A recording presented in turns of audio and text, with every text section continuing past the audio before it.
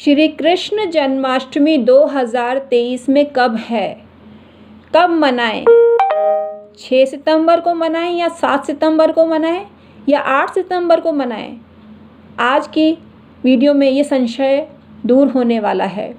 आज हम आपको बताएंगे कि कृष्ण जन्माष्टमी की सही तारीख क्या है और शास्त्र सम्मत मनाना किस दिन श्रेष्ठ रहेगा, जिससे आपको शुभ फल की प्राप्ति हो सके, भगवान श्री कृष्ण का आशीर्वाद आपको प्राप्त हो सके।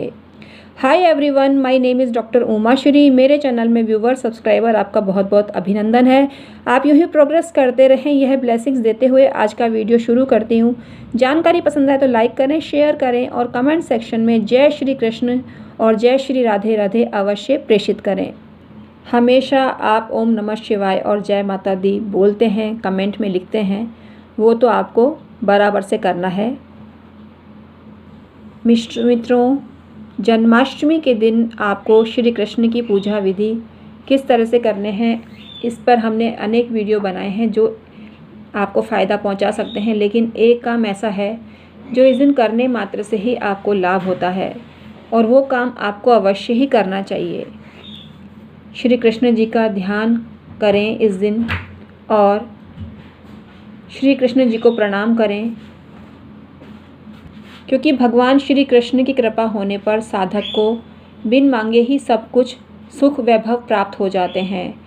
दाम्पत्य जीवन मधुर बन जाता है, सुख समृद्धि प्राप्त होती है, समृद्धि आपकी होने लगती है, बरकत आप पर होने लगती है, बिजनेस आपका राइज करता है, सुयोग्य संतानों की आपको प्राप्ति होती है या संतान हैं ऑलरेडी 2 या 3 जितनी भी हैं, वो उच्च पद पर आसीन होती हैं भविष्य में जाकर। श्री कृष्ण की कृपा इतनी पावरफुल होती है। श्री कृष्ण की पूजा करने के साथ साथ गोवर्धन पर्वत की भी आपको पूजा करनी चाहिए। गोवर्धन पूजा दिवाली के दिन करते टाइम तो आप ये पूजा करते ही हैं, लेकिन श्री कृष्ण जन्माष्टमी के दिन अगर आप गोवर्धन पर्वत की पूजा करते हैं, गाय की पूजा करते हैं, बैल की पूजा करते हैं, तो आपको फ़ायदा मिलता है। और आप अपने दुधारू पशुओं की पूजा इस दिन करते हैं तो आपको फ़ायदा मिलता है। जो भी आपके पास उपलब्ध हो, जैसे बकरी है तो बकरी की पूजा करें, गाय है तो गाय की पूजा करें, बैल है तो बैल की पूजा करें। और पूजा में जो वस्तुओं का उपयोग होता है उसमें गोबर, दीपक, अगरबत्ती, हवन सामग्री, हार, फूल, नारियल, खीर, पूड़ी, गुलाब और फ्रूट्स इत्यादि का आपको प्रयोग करना चाहिए।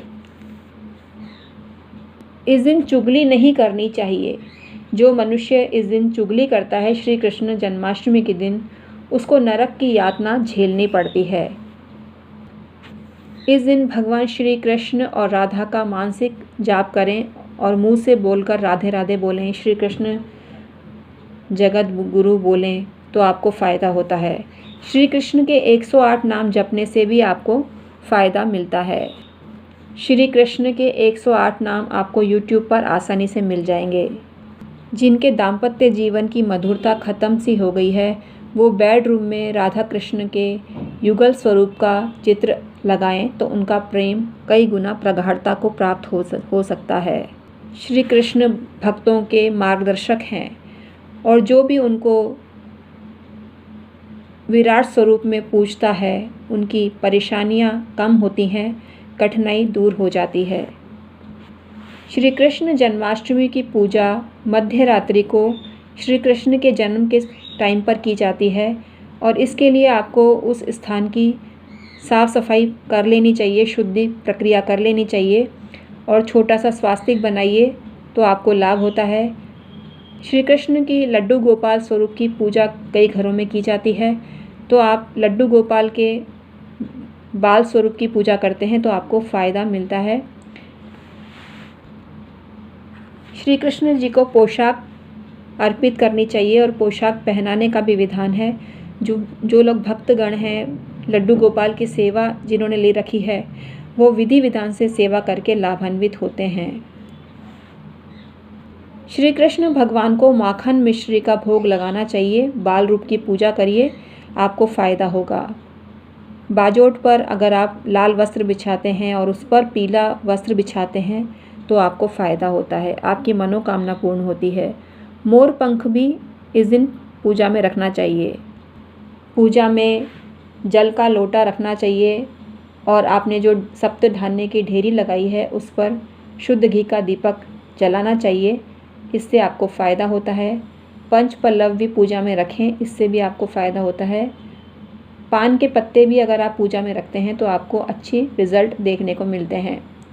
लड्डू गोपाल की जय जयकार करें।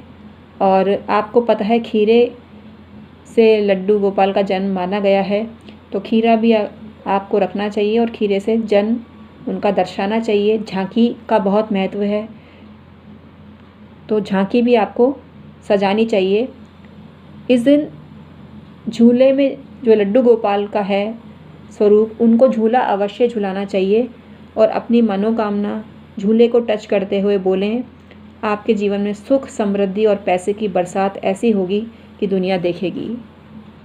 भगवान को जो भोग लगाया है वो आप छोटी कन्याओं को वितरित करें या टाइम टू टाइम छोटी कन्याओं को मक्खन मिश्री आप डिस्ट्रीब्यूट करते हैं तो आपको जीवन में कोई दुख नहीं होता। सुख और समृद्धि और बरकत आपके जीवन में बनी रहती है। आपको मानसिक रूप से श्री कृष्ण का जाप करना चाहिए, मंत्र जाप करना चाहिए और श्री कृष्णाय नमः बोलें तो आपको फ़ायदा होता है। इस दिन गाय को केला खिलाना भी शुभ होता है। इस दिन चांदी का छत्र अगर आप श्री भगवान कृष्ण को अर्पित करते हैं तो आपको फ़ायदा होता है। और गोपी चंदन से तिलक करें कोई भी काम शुरू करते समय तो आपको लाभ मिलता है।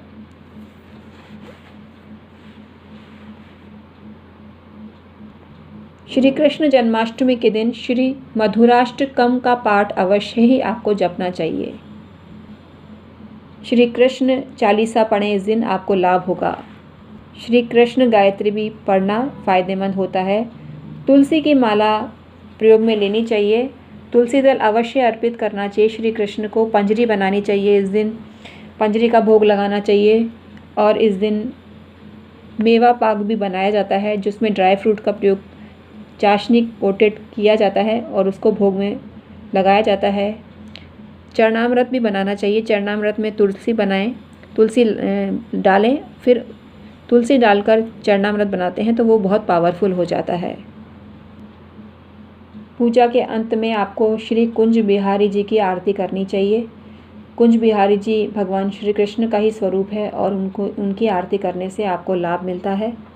तो आइए थंबनेल में हमने जो आपको बताया है कि 6, 7 या 8 कितनी तारीख को बनानी है श्री कृष्ण जन्माष्टमी, उस पर फोकस करते हैं। मित्रों, इस दिन श्री कृष्ण जन्माष्टमी व्रत स्मार्तों का मनाया जाएगा 6 तारीख को और श्री कृष्ण जन्माष्टमी व्रत वैष्णवों का मनाया जाएगा 7 सितंबर 2023 को।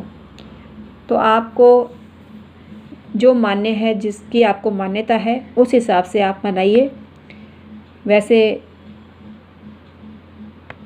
7 तारीख शास्त्र सम्मत है, लेकिन 6 तारीख भी शास्त्र सम्मत है क्योंकि पंचांगकर्ता ने स्पष्ट लिखा है कि श्री कृष्ण जन्माष्टमी स्मार्तों की 6 तारीख को मनाई जाए, 6 सितंबर को मनाई जाए और 7 सितंबर को मनाई जाए श्री कृष्ण जन्माष्टमी वैष्णवों की।